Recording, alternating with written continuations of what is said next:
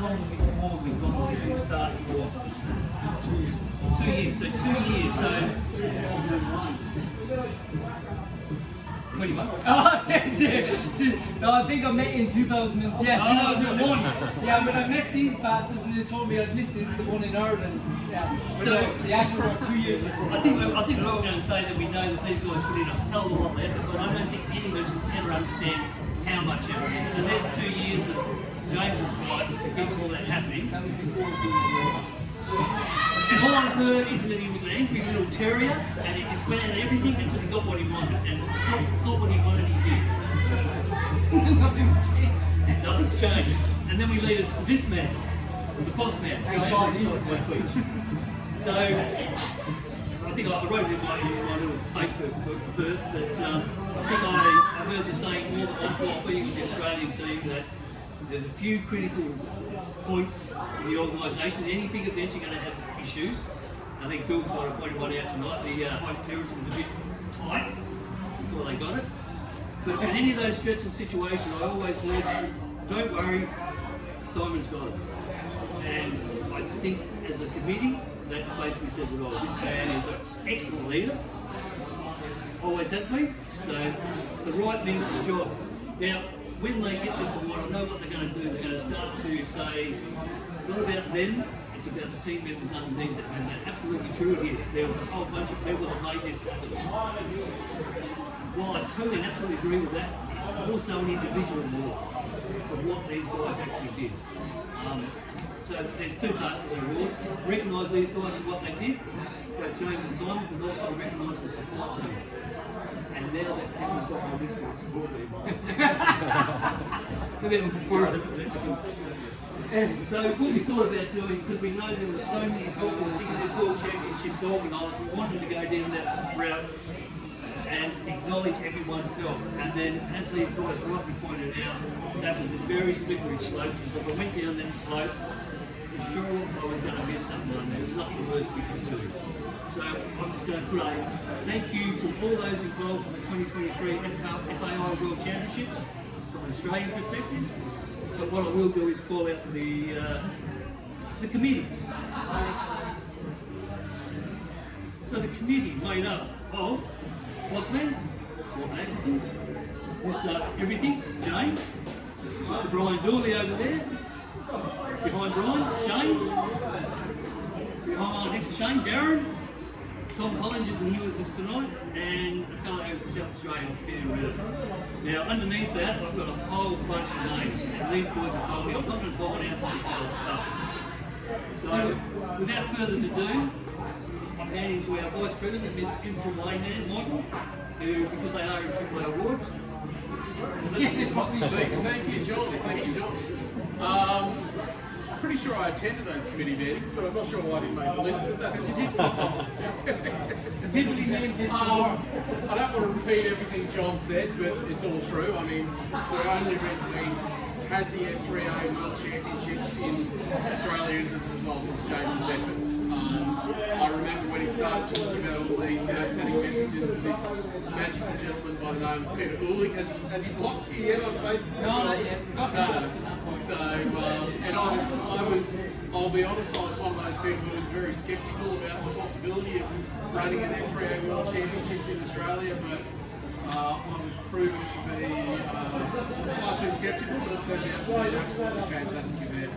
I was fortunate enough to have a very, very small role in it, sitting on the FAI jury, and that certainly gave me a perspective on the amount of effort that went into it by both of these gentlemen, and certainly as well Simon as the chair. There was no problem that could not be overcome. There was calmness over the event, there was some very good people management that went on, and as a result I think it was probably the greatest World Championships Australians ever hosted, and certainly one of the things we walked away from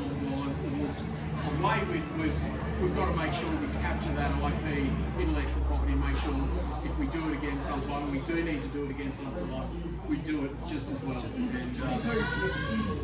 10 years later. well, you know, if we can convince Simon to put his hand up again, because Notice I didn't look to him.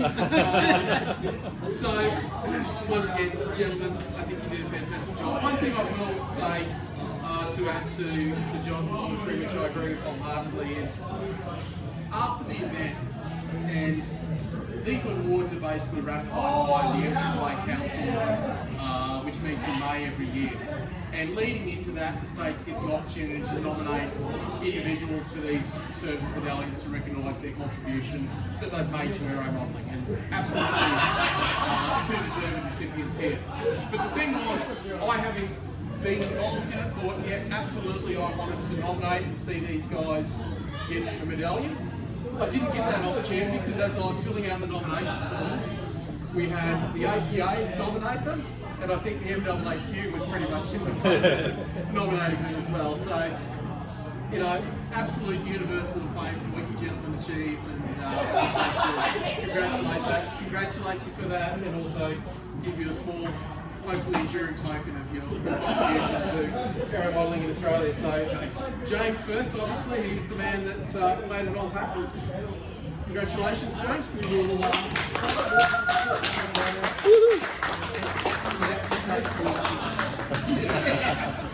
Nice shirt, and I've got the McAllen one. Simon, there you go. Congratulations, mate.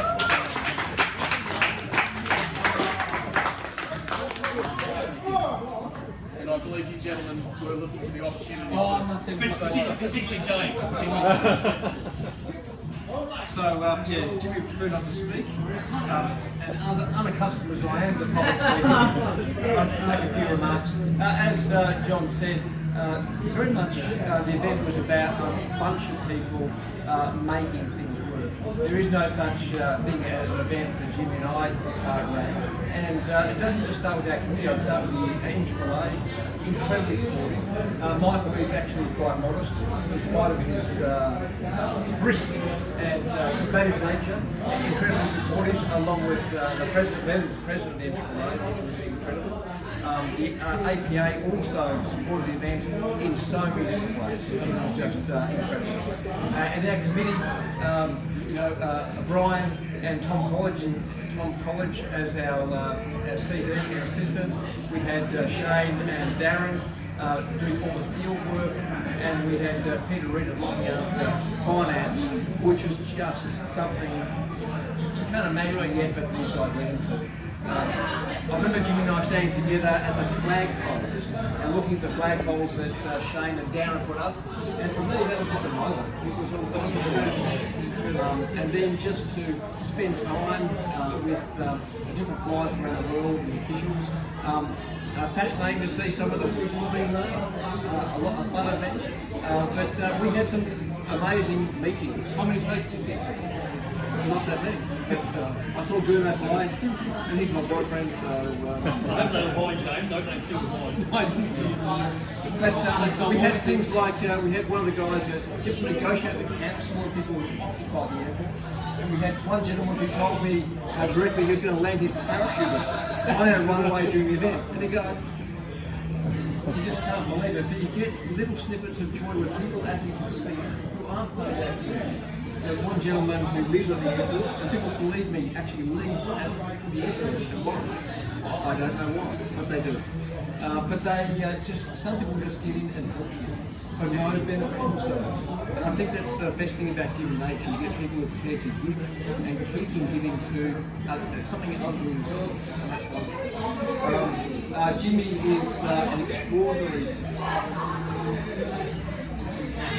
Hold it together.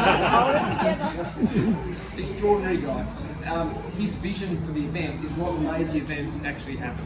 You wouldn't have it any other way, and I'm very privileged to stand next to him. We had a wonderful event, and I would like to thank my long-suffering wife for the amount of time I probably spent doing this. We don't always appreciate what our spouses do sometimes to Why would you traumatise even come? But I appreciate my lovely wife, Jennifer, what she does did for that. Thank you for the nomination and the support, and yeah, it was a great event, and it was very pleasing to see our association, our state, our country being seen among the best in the world at running such events. And I think we do hold the record for the shortest opening ceremony, which I find a great privilege. I'll be bored to death. It was the only negative line in the report. You and your old mate. So I did have a conversation with Peter Woolley. He said the opening ceremony, I won't do the voice, but it was very short. And I said, yes, Peter, anything we missed? And he said, no. No. And I said, so that's a good thing. And he went, More marching, needed more marching. So anyway, thank you very much for being here to celebrate this important event with us. We really, really appreciate it. And good night.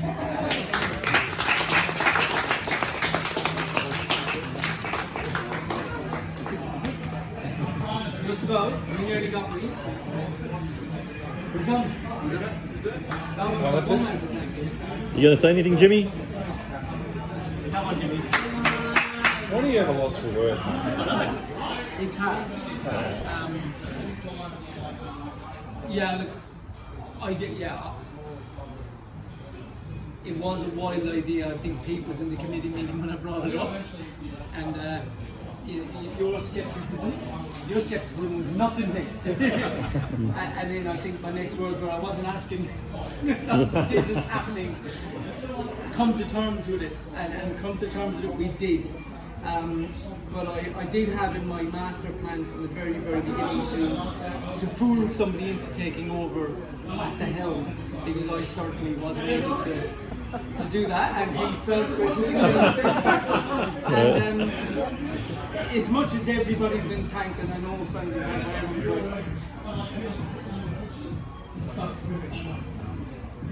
call him on He's the greatest man alive. I love you. It's a secret.